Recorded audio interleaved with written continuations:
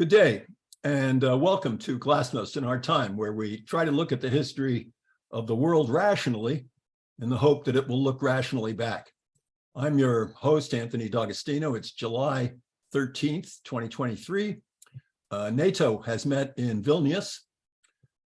Ukraine has been told that it will not be admitted to NATO. President Zelensky angrily calls this decision absurd.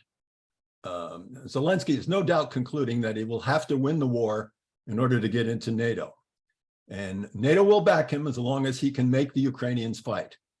But how long can he make them fight? On the other hand, Sweden will now be admitted. Turkey has dropped its conditional demand that Turkey be admitted to the EU prior to the Turkish vote for Ukrainian admission to NATO. Turkey has accepted a second-class ticket in the Western Alliance and again put distance between itself and Russia. Meanwhile, the Ukrainian offensive is sputtering. The Ukrainian blitzkrieg with tank columns looks like it's a failure. Will Russian blitzkrieg follow, or is the defense supreme? And if that's true, can Russia be satisfied with a stalemate? Well, while we wait to see how the world turns, let's talk a little bit about history. In this case, history as told by a Marxist historian, maybe the greatest Marxist historian of the 20th century, Isaac Deutscher. He would get my vote as the greatest historian of the 20th, certainly the greatest Marxist historian of the 20th century. He was the author of the famous 3-volume biography of Trotsky, influential biography of Stalin, and many other impressive historical works. And to discuss Deutscher, we have with us today Gonzalo Pozo Martin. He's a professor of political science at the University of Stockholm. He's working on a biography of Isaac Deutscher.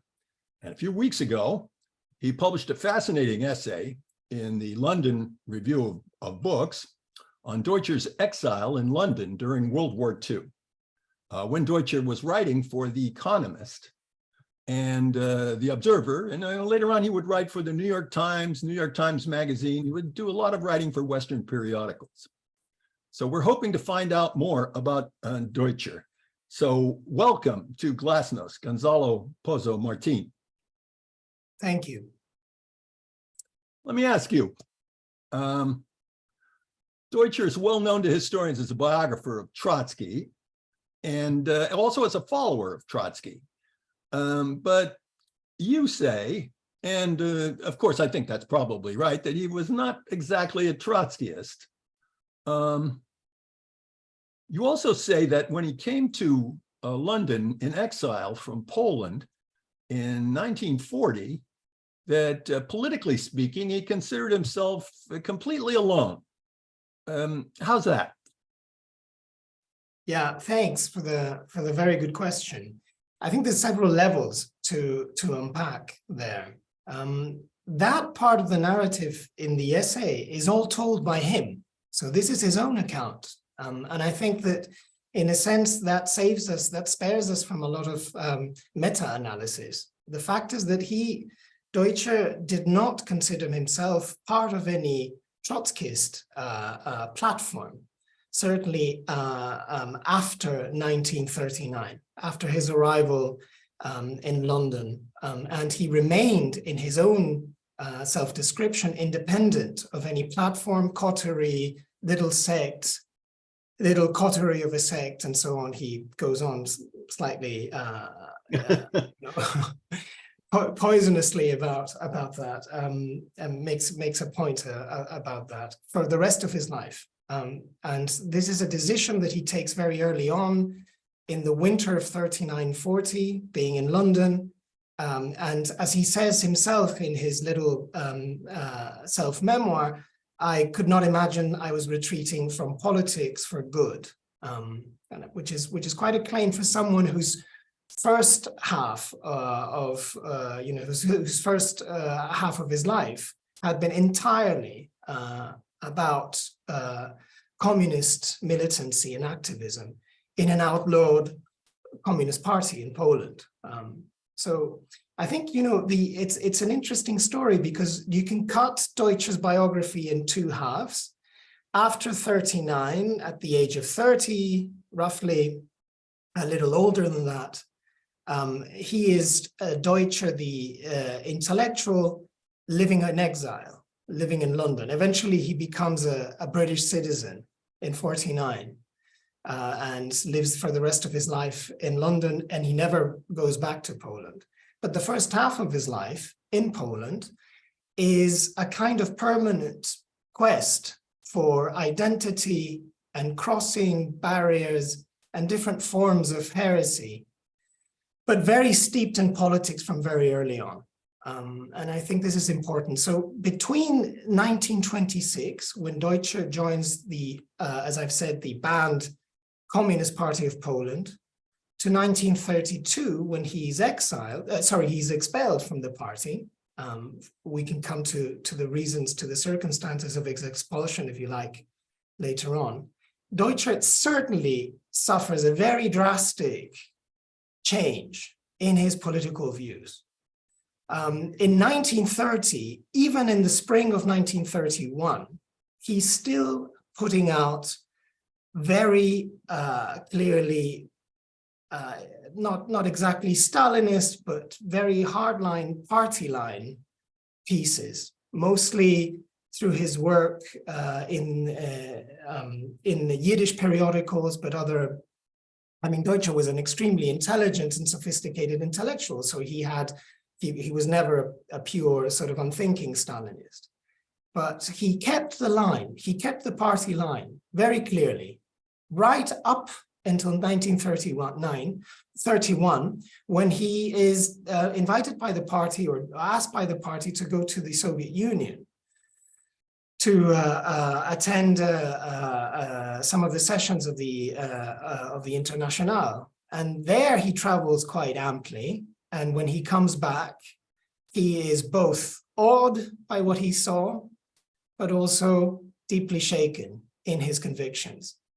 And it's around this time that a small anti-Stalinist opposition faction is forming within the party in Poland, and Deutscher joins them. And what they start doing is to translate and disseminate Trotskyist literature in the bulletins of the opposition, and so on and so forth.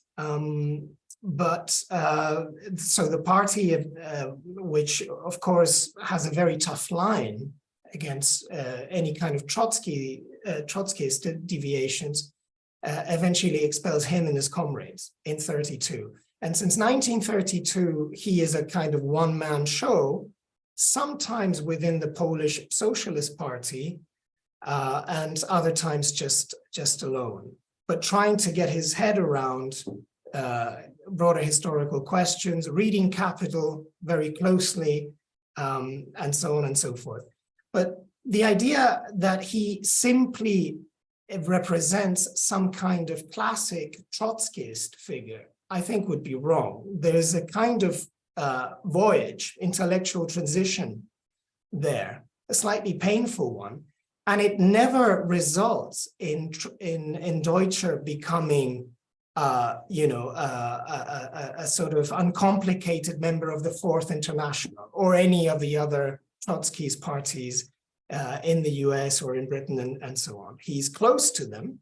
He's in constant dialogue with them throughout his life, but he never joins them. So Deutscher had a very strong sense of his own independence. You might call it vanity, I don't know. So let me ask you what you think about the early part of it, although this is a terrible question to ask someone, but I've written on the topic and I'm sort of deep in the weeds of the factional side of the issue. So I have to ask you because this is the thing It seems to me that when Deutscher joined the party in 1927, I thought, you said 26, doesn't matter. But when Trotsky joined the party, they had already been denouncing Trotskyism for some time. And this is pretty much the work, not of Stalin, but of Zinoviev in 1923-4, and then of Bukharin.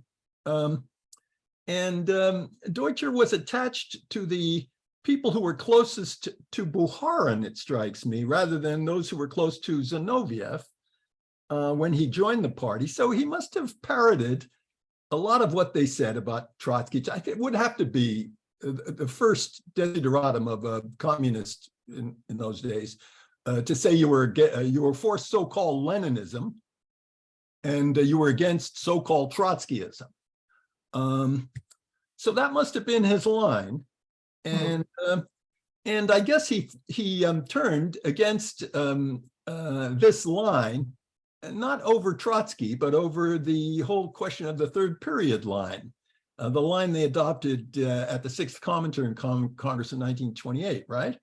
Yeah, isn't that it? It's a question of calling for a united front rather than a opposition to the other socialist parties. yeah, that's right, and it's quite explicit. And even though the story gets rehearsed by Deutscher in the prologues to the Trotsky trilogy, and that kind of invites the reader to think that, you know, here's a fellow Trot who's been, you know, on that train all along. That's not the story. Indeed, as you say, Deutscher joined quite young. By the time Deutscher joined the party, he was an up-and-coming, you know, teenage, sort of poetic wunderkind, publishing his own verse, which is still there, it's still available. A modernist, trying to find his own voice in the Polish press, doing some literary criticism, and doing a little bit of journalistic chronicling. Very interesting, because in 1926 he gets to cover a very bloody 1st of May event, and that's all published. And so this is a very young Deutscher, you know, sort of aghast discovering politics, but I think it's in a very Polish context. And as you say, as the decade unfurls, the party takes an extremely extreme line against any kind of cooperation between the Communist Party and the socialists, who, according to Moscow, should be considered nothing better than social fascists. And this is in the context of a kind of very authoritarian, obnoxious dictatorship, the Sanacja regime, in most of the time under the government of Admiral, not Admiral, you know, Piłsudski. Marshal Piłsudski. And yeah, and yeah. So and it's that Deutscher very strongly sort of jumps against. In 1932, the piece he gets expelled for is he's looking sideways into Germany, looking at the rise of the National Socialist, Hitler, and you know, essentially saying that it's a historical mistake and it's a betrayal of the working class, that particular Comintern line of non-cooperation with the socialists is throwing the German working class under the bus. Those are his own words, among many other sort of instances of passion and but also prescience, I think, historical prescience. And so sure enough, he is denounced. He's denounced for Trotskyism, though. And I think that's a little bit the confusion, even though there's not much of a Trotskyist tradition in Poland. And so, you know, the Communist Party was very small in terms of its membership. It's not a mass party comparable to those of some other European countries. But the Trotskyist dissidents was just a handful of people. There might be more on Zoom here than Trotskyist at that time. So it's an extremely minimal. It's always like that with nothing wrong with that. Absolutely. Any new idea, you know, Jesus only had 12 disciples, that's right. So, 12 apostles. That's right. Well, fewer, better fewer, but better. Better fewer than But Poor, but better. but he gets expelled on those grounds, and then essentially then becomes increasingly close to the message and the content of Trotskyism, and I think that's the better understanding. But Deutscher emerges essentially a critic of Stalinism in Poland, and I think also, and we have very little notion about this, also his trip to the Soviet Union seems to have been a big moment for him in his realization of what is not so great and what must be salvaged in the Soviet Union, because Deutscher never renounces his communism and never renounces his fidelity towards the Soviet Union and the Bolshevik Revolution. And he was also close to the Zionists, I guess. And you say that he wrote for Nasz Przegląd, and it was a Zionist theoretical journal. So tell us something about his relationship with the Zionists. Well, Deutscher is born in a very special place called Grzanów, 10 kilometers or so away from Auschwitz. This is a place where the Jewish population was about 50%, or even at sometimes maybe even more than that.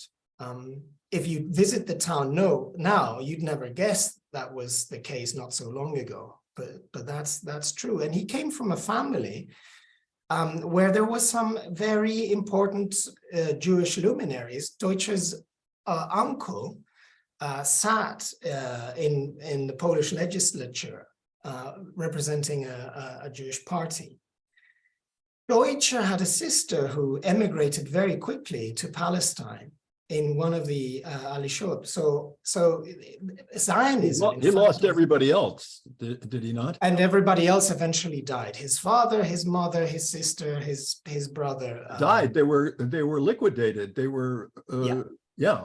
We don't know exactly where, but they disappear. They disappear between 1942 and 1943, probably in the evacuation of the Krakow ghetto, where they were all, I mean, there's a documentary thread that puts them there in the winter of 42.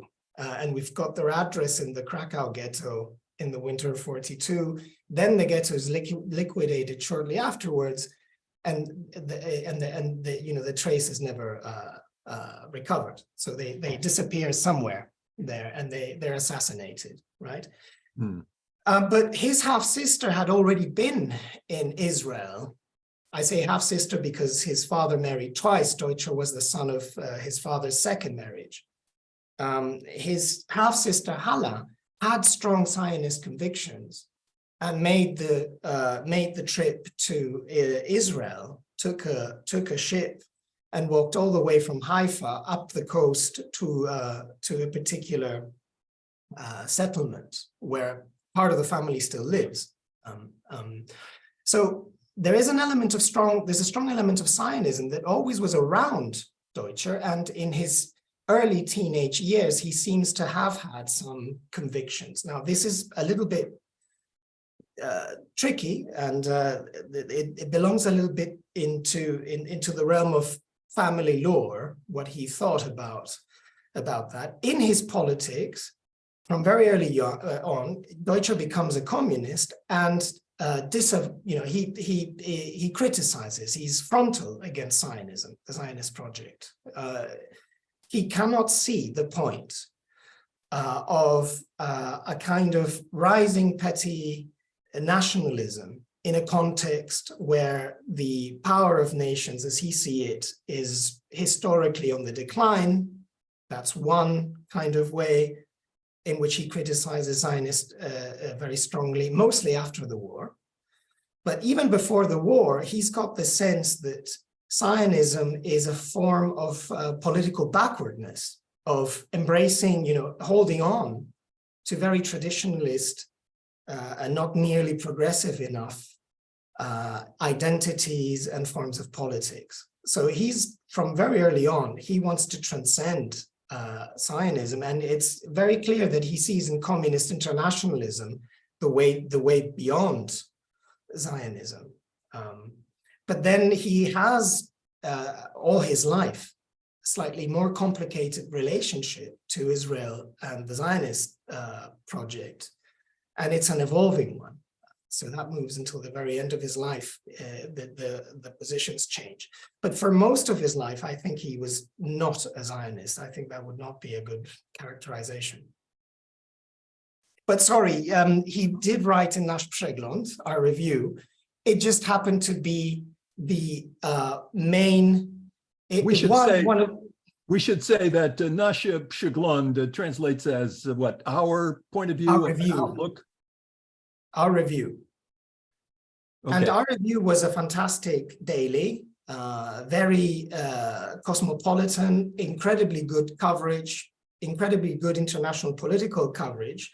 Of course, one of the stellar international correspondents was Deutscher's great close friend, Bernhard Singer, father of Daniel Singer, who is another friend and fellow comrade and traveler for many years. And, you know, great cultural pages and so on. And a Zionist Jewish newspaper, daily, published in Warsaw up until basically the German occupation, where it suddenly disappears as well, of course, but in Polish, in the Polish language, which at this time, Deutscher, like many other intellectuals of his particular origin, is besotted with. He's in love with the Polish language. Deutscher is born in a Yiddish household and discovers Polish poetry and makes a transition, a linguistic transition to Polish, and tries to become a Polish Jew, which is another sort of very complicated relationship to identity and nation. So I think one of the very interesting things that we could see in his little memo in the text of the LRB that you mentioned is that when the war comes, he doesn't consider being Jewish a problem when it comes to joining the Polish army in exile, because nationally he says, I consider myself a Pole. So you know the communists supported Piłsudski when he came to power in 1926, is it? Yeah, May of 26. They said it was the part of the revolutionary democratic dictatorship of the proletariat and the peasantry, this old slogan of Lenin's from 1905. They said Piłsudski was a kind of a feature of that, this terrific position they took, which they later on called the May Error. So they were with Piłsudski in the beginning, and so they sort of had to be with him. Well, not with Piłsudski died, but sort of had to be with him throughout. Did they not? They were to some degree Polish nationalists. Yeah, I think, and it's quite interesting to follow that whole story, which goes a long way back to the very founding of the party. And you know, there you connect with figures like Rosa Luxemburg. So Deutscher is a bridge between the very classics of Bolshevism and socialist revolutionaries of the 20th century, is a bridge between 1917 and the New Left in a very obvious, clear way, almost in a biographical, direct sense.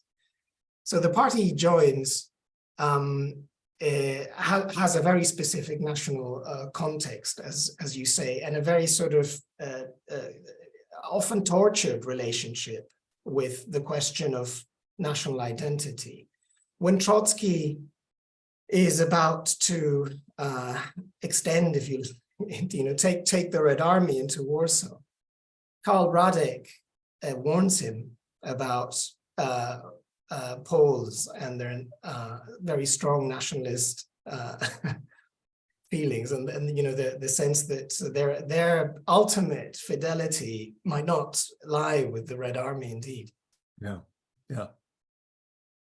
So Deutscher was first known, before he wrote on Trotsky, he was first known as a biographer of Stalin. So, tell us something about the Stalin biography, would you? Why was that so sensational? Well, Deutscher, arrives in London in 1939, struggles for a bit, joins the Polish army in exile, gets sent away for being a troublemaker, essentially because he denounced all the rife anti-Semitism in the ranks of the Polish army in exile. Comes back and begins a career, a very successful career as a journalist in Fleet Street, mostly for The Economist magazine, but also for The Observer and occasionally for other publications. He's even sent to post-war Germany as a correspondent, where he has some wonderful journalism. But then at some point, he decides he can no longer fight the Cold War, from that particular platform, and that he's surrounded by people who politically and sociologically and so on are very different to him. And by that time, he's married to, or about to be married to, Tamara Deutscher, who says, look, you're wasting your time with so much journalism. You're a historian, you're a writer. Why don't you just do that? And so eventually he quits Fleet Street and journalism. He will continue writing pieces and texts for the European press for, till the end of his life, mostly, not only, but also as a way of making ends meet, so often. So he left them. They were still willing to run his articles. Yeah. And there were different attempts to try to cajole him back, but he resisted. This is about 1946, and in about 2 years or so, Deutscher churns out this really magnificent and I think kind of complicated biography of Stalin, which eventually appears with Oxford University Press in 1949.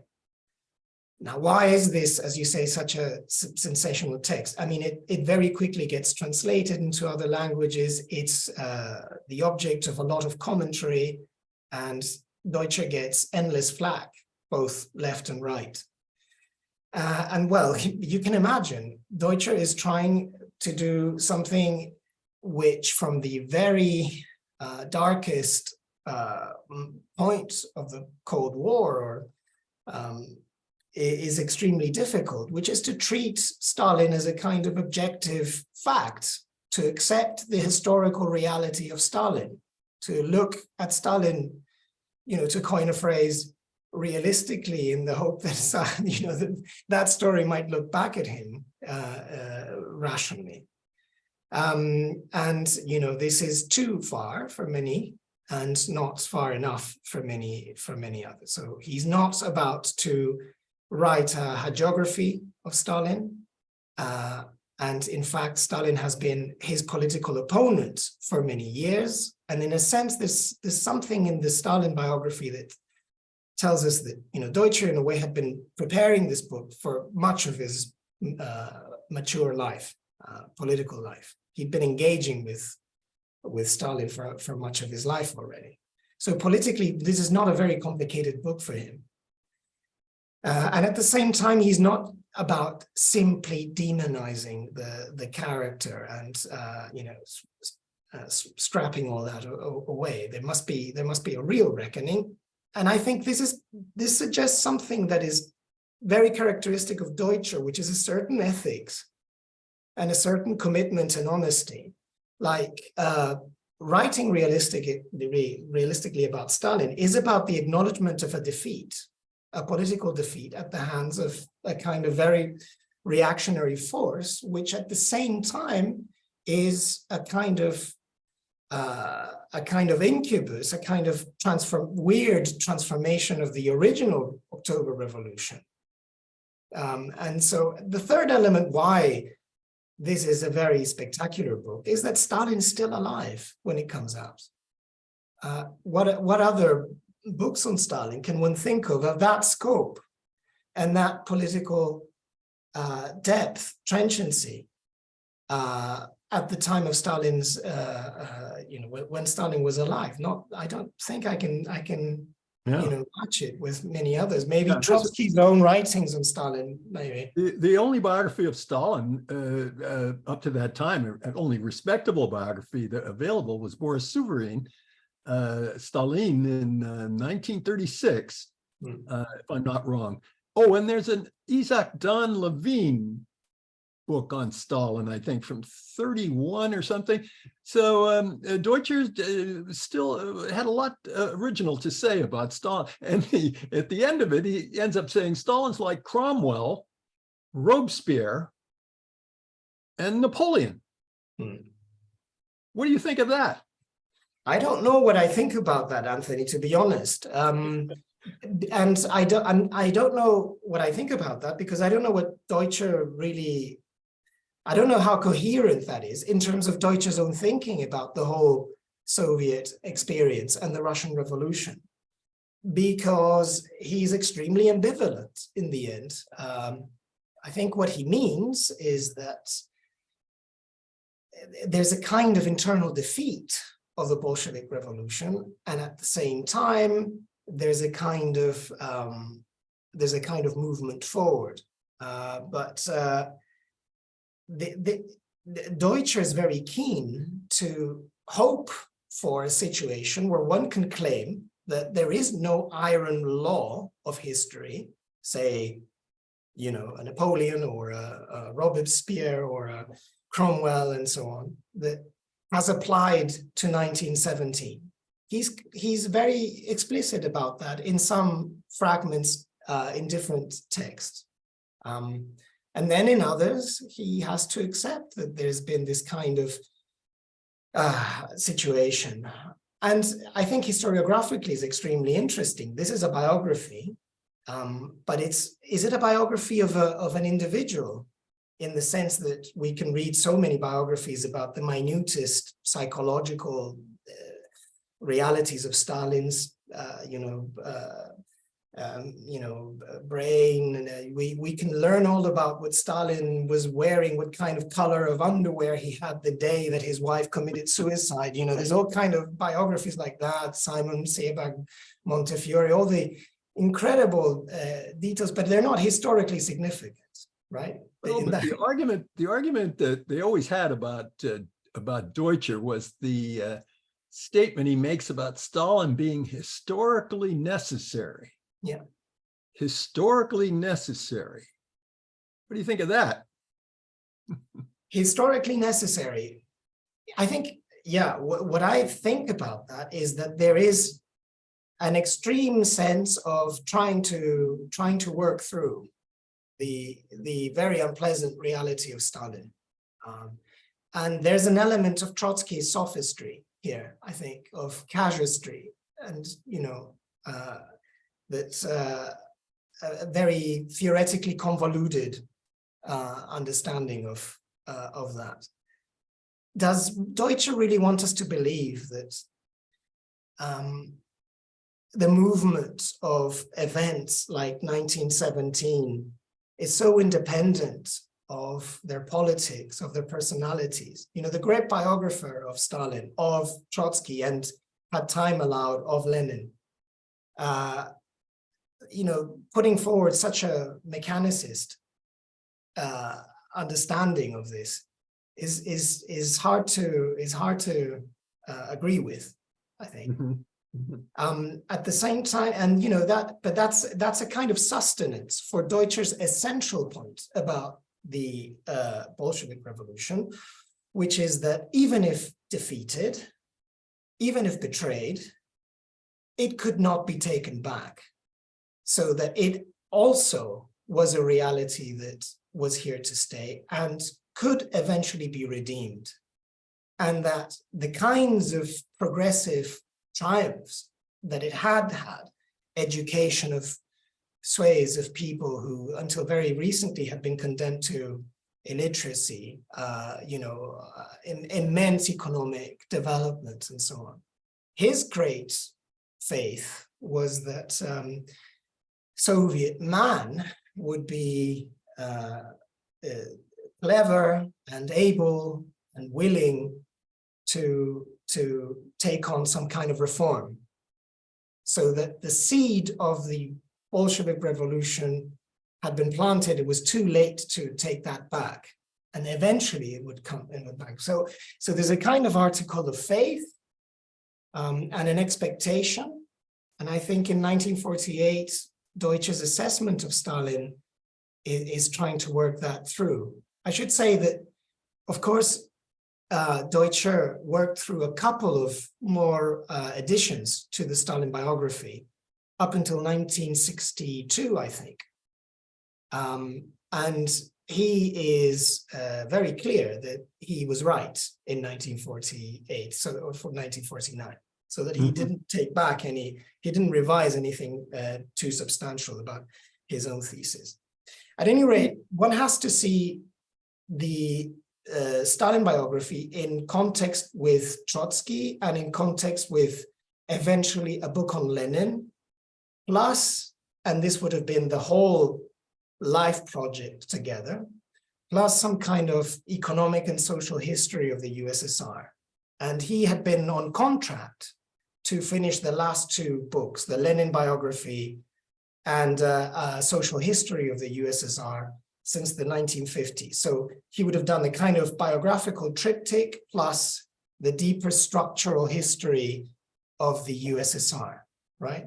And we don't have the last two books. We don't have the Lenin biography. We only have the first chapter of that, Lenin's childhood, and everything else that Deutscher writes about the social and economic history of the USSR has to be gleaned from his other books on the subject, right? Russia after Stalin, the Trevelyan lectures, and so on and so forth.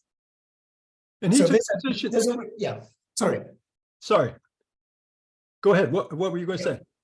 Yeah, there's a real attempt to work out the specificities of individual characters and leaders, tragedies of history, and then the more, the deeper structural mechanics of the revolution.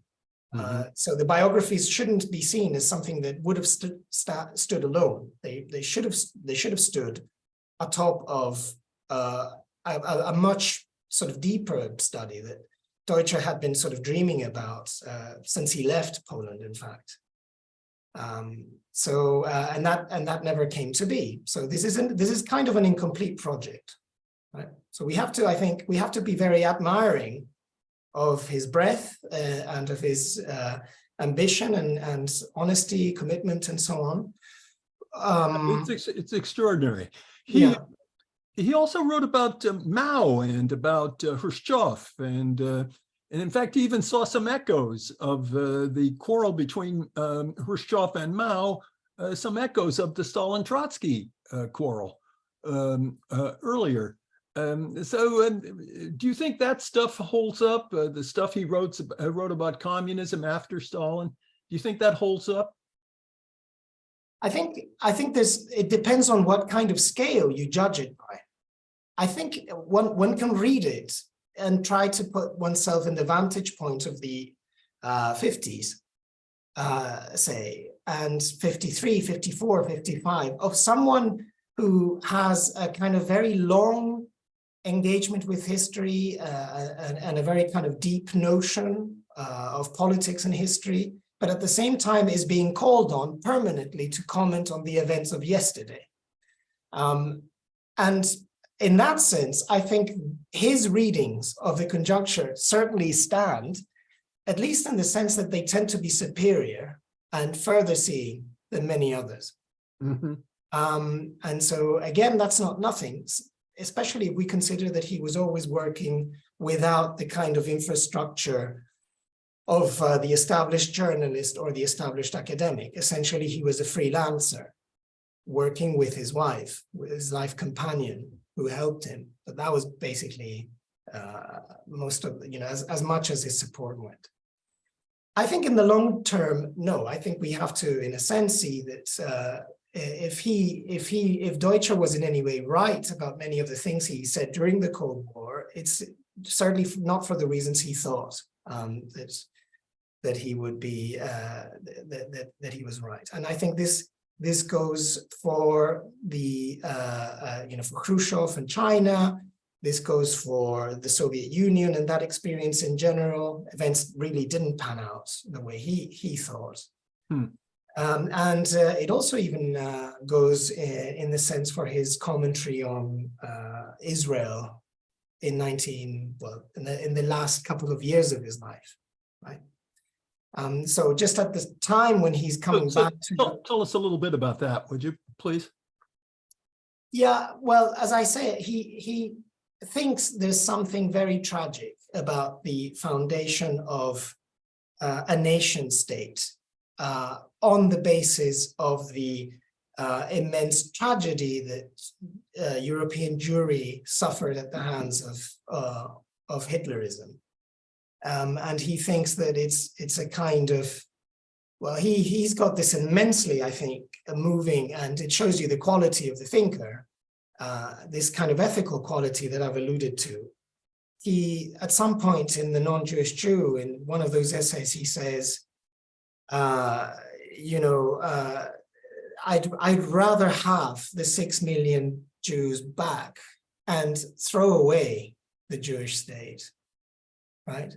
So this is about real life, not the reification of any kind of national, basically any kind of project. He considers it very tragic that the birth of the State of Israel is somehow a kind of posthumous, sinister tribute gone wrong to Hitler. It's kind of some form of vindication or testament to Hitler's crimes, right? So he can be very extremely thought-provoking on the issue of Israel. But then other times he writes much less critically of the whole politics of Israel. And I think that his own relationship is ambivalent. He visited Israel in the 1950s and had a chance to see some of the, if you like, the better aspects, to meet a lot of people from the old country of Poland, who then he went back to see in Israel, and to see some of the achievements of the growing state of Israel. And he's got time for the sense that what has happened there is a double tragedy. So first, the Nazis, in a sense, light up a fire in a house, and the Jews have to jump out of the window. Those are the terms in which he describes it. And in their haste to escape the flames and survive, they land on someone else who happens to be an unwilling victim, a kind of accidental victim. Those are the Palestinians, presumably. I mean, I think Deutscher, I don't think that's a great analogy for many reasons. There's way less of the accidental in the tragedy of the Palestinians. And it's clear that Deutscher doesn't always recognize that kind of dynamic. So it's kind of one tragedy sets off another tragedy. Of course, the tragic mode is very strong in Deutscher's writings, but that can often read as a lack of sensitivity, I think, for the broader politics of the Middle East. Mm-hmm. You also say that nowadays there's a Deutscher Prize. Yeah. I think it still exists, this Deutscher Prize. Sure. And that is to say, there are a great many people in Britain, on the left, I guess, in Britain, who regard him as a great historian. I do too. I feel the same way. He's a great historian. And who give him his proper due in many, keep his name alive. Whereas in Poland, he's a nobody. He's a nothing. Yeah. How do you figure this? I think that's less surprising. I mean, so Deutscher moves to London in 1939 and stays there, becomes a British citizen, becomes a Londoner, and in a kind of in a kind of tenuous way, becomes a member of a kind of intellectual elite. He even has a club in London that he's a member of.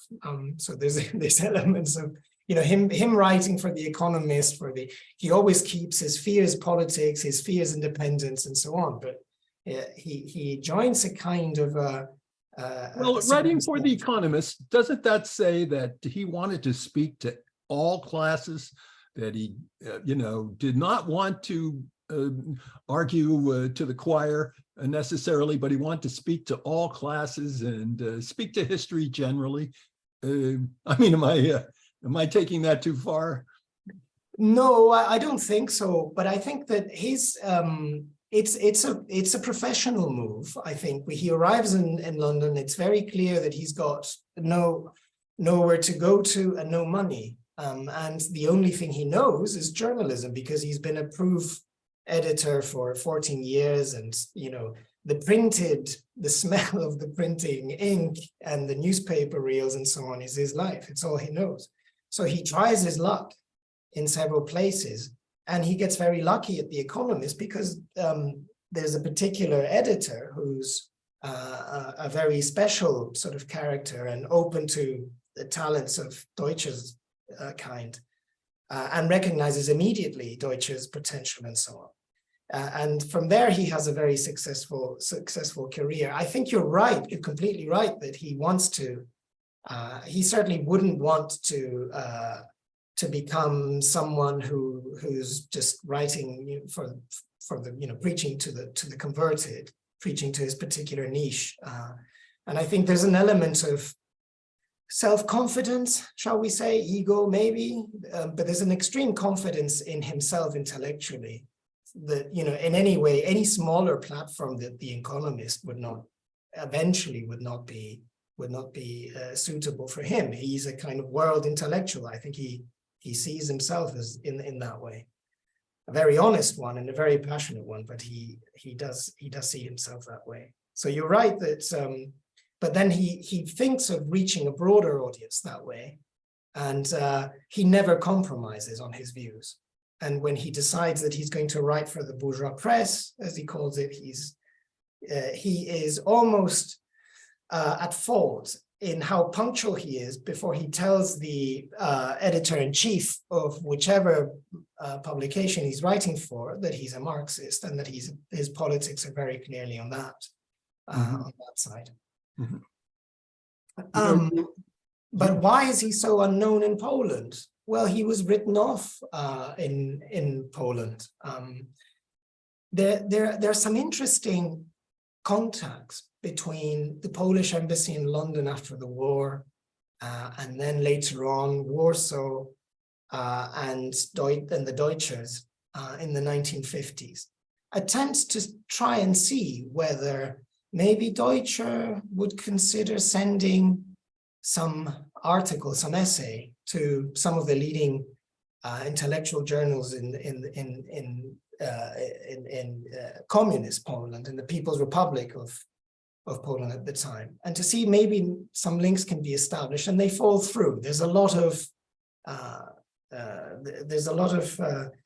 very little trust between both parts.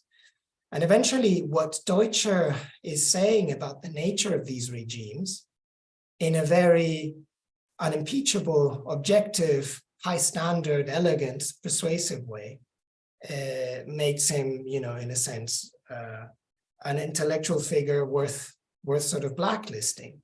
I think it's interesting that in Poland, his work was never totally banned. You could find his books in translation. So you had to go to special sections of the National Library and so on. But a French or an English edition of Stalin or even Trotsky might be there for you to find, as I've been told. And then, of course, some copies would be circulated and handed out by visitors and so on. So it wasn't completely impossible. And the press once or twice mentioned him in the context of his publication successes. But I've been doing a lot of research in Poland, and the Polish state in the 1950s kept a file on Deutscher and intercepted his mail and kept a file on anything that they considered politically dangerous. And this is a section 10 of a particular part of the Polish state dealing with surveillance. And you have the far right-wing terrorist threat, and then you have a small group of Trotskyist intellectuals, and Deutscher is there, and he's got his file, his letters in translation, often from Yiddish or what have you. So they wanted to erase that legacy, that part of the communist story where there had been oppositionists. And I mean, it's very interesting when you try and do research about his time in this Yiddish newspaper, which was a Communist Party front, a Communist Party organ, Literarische Tribune. It's in Yiddish. And Deutscher had been the editor-in-chief of that during his last years in the party before he was expelled. There's a couple of books, memoirs, that talk about it from the vantage point of the 60s, that talk about all that experience. And they almost don't touch him. They've got a real problem remembering Deutscher, mentioning Deutscher, and this guy had turned to Trotskyism, better talk about something else, and so on. Finally, Gomulka in the 1960s takes a particular turn, which Deutscher confronts openly in the European press. And so since the mid-60s, Deutscher is just someone that the Polish government, the People's Republic of Poland, doesn't want to have anything to do. Fast forward to the fall of communism and the advent of the Polish Third Republic, the kind of politics, post-communist politics that you have now. And, you can't be surprised. Anything that comes under the banner of communism or the suggestion of being left and progressive and so on, generates political allergies. It's the historical memory is supposed to be about a nation that is deeply religious and deeply nationalist, and is a kind of whole work of the Christian Europe, in a sense. And there's no place for Deutscher in the Third Republic. And so his erasure is never finishes, right? But you can still find the stuff he wrote, which is so it's still there. Not all of it has been burnt in different auto da fes, as he might have thought. I was a student in Poland under Gomulka.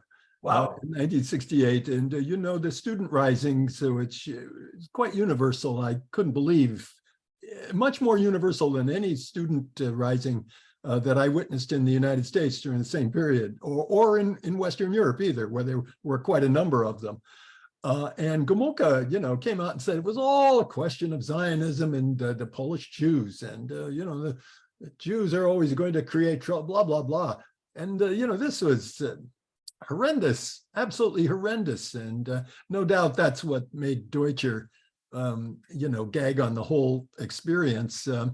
Do you think I don't know, this is a kind of a bad question to ask someone, but you can't help thinking that maybe along with all this anti-communism, and that doesn't require so much explanation, there's this residual kind of anti-Semitic, I don't know, some kind of little anti-Semitic animus toward Deutscher in Poland. It's I wouldn't write it out. I think that anti-Semitism in Poland even today is noticeable in some contexts and some public pronouncements and different political statements, and it's there. There's no question. At the same time, there's been a really important effort to try to remember and to try to honor a part of Polish history, which is, of course, Jewish. And there's a lot of effort, academic and political and so on, to bring that forward. But like any memory and like any legacy, historical legacy, it's deeply contended and contested. But I think that in the end, the Jewish origins of Deutscher, might be convenient in a particular exercise in trying to disremember him. Perhaps one more of these very sort of radicalized Jewish Poles of the interwar years. But I think his politics, his communism, his adherence, sort of a very high standard of scholarship and political analysis to the Bolshevik revolution and to that tradition, to that spirit, I think that's more than enough, with or without his Judaism. And I think this is a really important race to raise, actually, Anthony, not a bad question at all, because it's kind of ironic that I think Deutscher is well known for Stalin and Trotsky and so on, but I think he's mostly remembered for having written this essay on the non-Jewish Jew and having coined that phrase. And I think there's several ways in which many want to see him mostly in that particular Jewish tradition. I'm not sure that Deutscher himself would have viewed himself in that tradition. So it's an important question. I think it's his Marxism mostly that explains his trajectory, and I say that because in the very few autobiographical documents he left, he's very clear that his Marxism was, in a sense, his Northern Star, his way of making sense of the world. Well, absolutely fascinating stuff. And we could go on for hours. I definitely could go on for hours, and discuss this with someone who has been through this topic from A to Z, and no doubt will go further into the topic as he goes along in writing this book, and which I can't wait to read. Fascinating stuff. And we could go on for hours and have our glass of tea in good Russian style, but we have to conclude. So thanks to Gonzalo Pozo Martin, sorry, not Martin, Martin, sorry, for an illuminating discussion. And goodbye until next time, when we will continue to ask the question, we've tried everything else, why don't we try thinking about it? Yeah.